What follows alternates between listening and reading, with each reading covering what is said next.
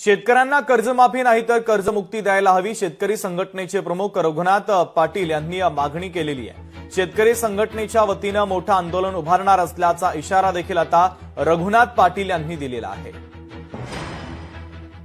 कर्ज फिटत नाही आहे, कर्जमाफीसाठी आंदोलन मोठी मोठी होत आहेत, परंतु कोणत्याही बाजूने शेतकऱ्यांना दिलासा देण्याचं काम हे देवेंद्र फडणवीसचं सरकार करत नाही आहे। त्यामुळं आज जो महाराष्ट्र अधोगतीला लागलेला आहे त्याच्यावरचा इलाज म्हणून आम्ही आज हे जनजागरण करण्याचं काम करतोय आणि एक मोठं आंदोलन उभा महाराष्ट्रात करतो। त्याच्यामध्ये मागण्या यायचं की आम्ही कर्ज माफी म्हणत नाही, कर्ज मुक्ती म्हणतो, कारण कर्ज मुक्त व्हायला पाहिजेत लोकांनी, म्हणजे कर्ज होऊ नये अशी व्यवस्था आहे।